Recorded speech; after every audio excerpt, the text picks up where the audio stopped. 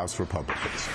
New York Republican Congressman Michael Grimm is a member of the House Financial Services Committee, and he opposes the short-term payroll tax cut extension. Congressman, it's good to have you here this morning. Let's get straight to it. Why do you oppose it? Well, because I think everyone across this country knows that 2 months is not enough. It's not enough to be effective. And just for the record, it's amazing to hear this Democratic rhetoric. It was the President of the United States, and last time I checked, he was a Democrat, is the one that said it would be almost unconscionable not to do a one-year extension. So the President's the one that set the marker on this.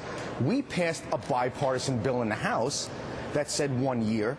Why couldn't the Senate accept that? That would be my question. And most people in business, I think everyone you ask, they're going to tell you one of the biggest problems that we have in America is a lack of certainty. 1 year brings a little certainty to the marketplace. Why are we punting the ball again? Because it's politics as usual for the Senate. Well, then why not take what the upper house has done and look at that, the 2-month extension that it has passed, 89 senators approve of it, and make that for 12 months? Well, I think that's what you can't do that without a conference. That's the whole point. That's what we're asking for. We're saying, listen, we're at a year, which is where the President wanted to be and which is where all of business wants us to be. They want us to be at a year. You want us to be at 2 months. That's unacceptable because it's just a Band-Aid, and it's a part of the problem that we've had here in Congress. I came to Congress to change things. Punting the ball, Band-Aids, that's not a real solution. So we're saying let's bring a real solution, and it was thoughtful. If they want to change certain things, then let's just sit down at a conference and do that. That's fine. That's what conference is for. This is certainly not the news that Americans want to hear so close to the holidays, at least being under this much pressure, thinking that this might not go through for them, and they're worried about this tax hike. Millions of American families worried about their own private economy and their own family economies. When you think about what this is going to do to the American people, doesn't it make you consider what the Senate has already put back in your laps? Well, that's exactly why I'm here. You know, here's the difference. Where's Harry Reid in the Senate? They went home to be with their families. I'm here working because I've heard the American people. That's what everyone keeps forgetting. We're actually listening. The House Republicans are listening, and the American people are telling me they're tired of us voting in the middle of the night, 2, 3 in the morning, and then just going home. We didn't do that. We stayed. We're here to work. The American people are not upset that we're going to have a conference. But Congressman, if the American people support this extension, why don't you? Why do you want to hold the American people hostage over the fact? I think you're dead wrong.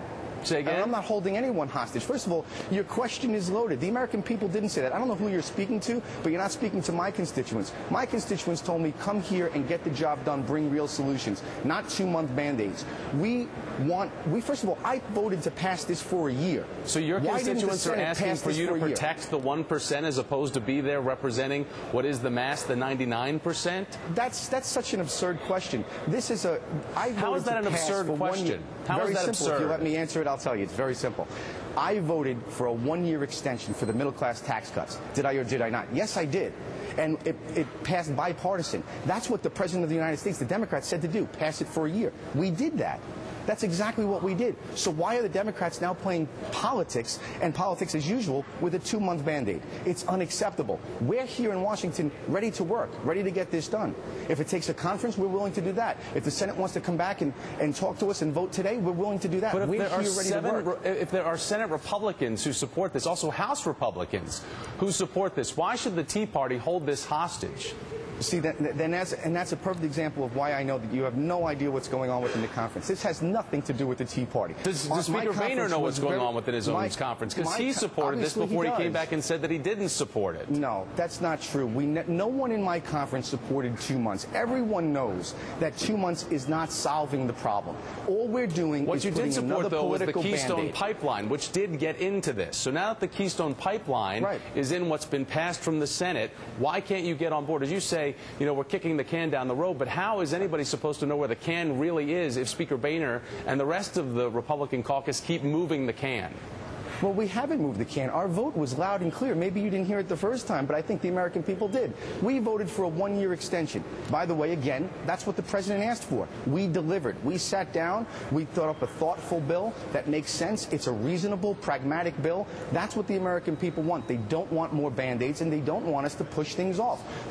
For this to be effective, people in business plan ahead. They want to plan ahead. 2 months is not enough time for them to plan. And the doc fix, we've been hearing from from every doctor and every patient that another 2-month right now you're giving them no opportunity to plan for anything. You won't even give them 2 months. You know that Washington is working in this gridlock fashion where no one can agree on anything. Why not accept the fact that 2 months gives you guys time actually to get your acts together to provide the American people with a longer-term deal?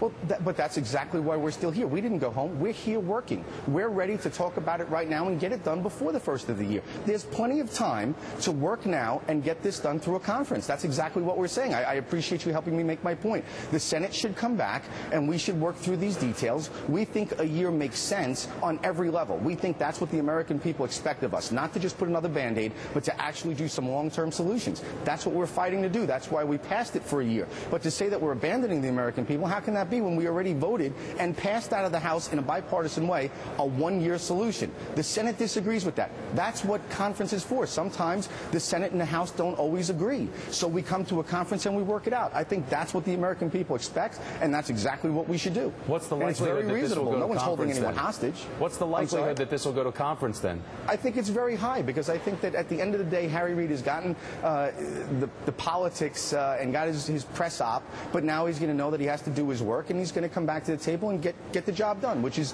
exactly what we're supposed to do. Everyone else, by the way, in my district, in Staten Island and Brooklyn, they're working today. And they're going to be working right after Christmas. There's no reason why we can't work as well. And I have no problem staying here myself and working until this thing is done. But we have to have a solution that makes sense, not another Band-Aid that is what's wrong, quite frankly, what's wrong with Washington. We came here to change that, and I think you saw that last night. You should be very proud of the fact there was no 3 a.m. votes and everyone were heading out of town. That's what the Democrats, quite frankly, wanted. But that is, I know for a fact, is not what the American people want. They want transparency. They want to know we're out there working for them. And what I'm hearing in Staten Island and Brooklyn is that people want some more certainty in the marketplace, and 2 months of another extension is not certainty. Congressman Michael Grimm will let you get back to work, as you say it's so important. And House Majority Leader Eric Cantor is going to be speaking about the tax fight this afternoon on Andrea Mitchell Reports. That's at 1 p.m. Eastern right here on MSNBC.